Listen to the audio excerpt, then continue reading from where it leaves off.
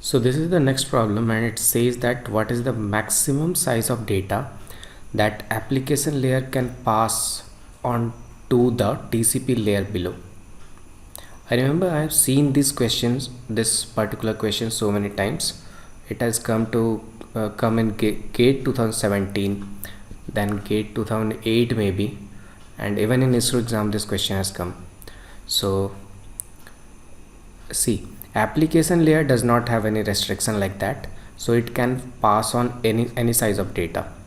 For data link there, if the same questions were for the data link layer, then it could have been 1500 bytes, but for application layer it can pass any size.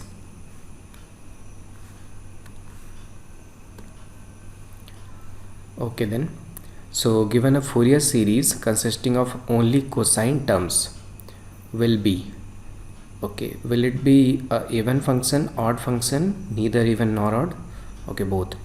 So do you remember the concept of cosine and sine function? See, if there is a function which takes f of minus x, which takes minus x, and in return if it gives us minus of f of x, then we'd say that this function is an odd function.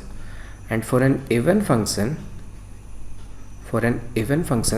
this has to be f of minus x equals f of x.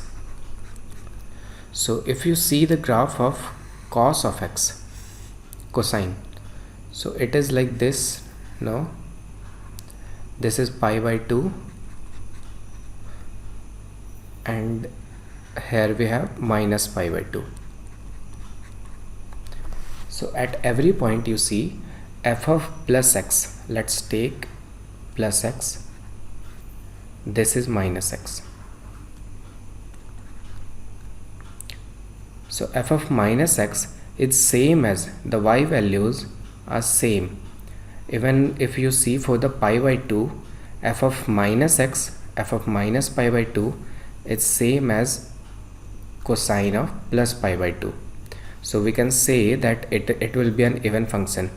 Had it been the sine curve, it would have been the opposite. See, sine looks like this now. So if we go to a distance x unit, and if I go to a distance of minus x unit, that is x unit in the left hand side, then this value, this y value will be minus y, this one will be plus y. So f of minus x equals minus of f of x. So that's why for cosine it's going to be an even function.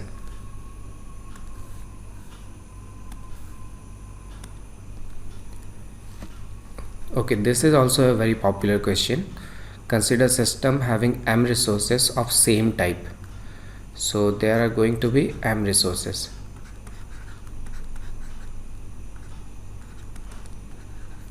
Yeah, and these resources are shared by three processes: process A, process B, and process C, which have peak time demands of 3 units of m, 4 units of m, and 6 units respectively. Okay, so this one, A demands for 3 units, at most 3 units, B demands for at most 4 units, and C has at most requirements of 6 units of m. The minimum value of m that ensures that deadlock will never occur. So to solve this question, let's first try to create a deadlock. It requires, at peak it requires 3 units. No, let me give it just 2 units.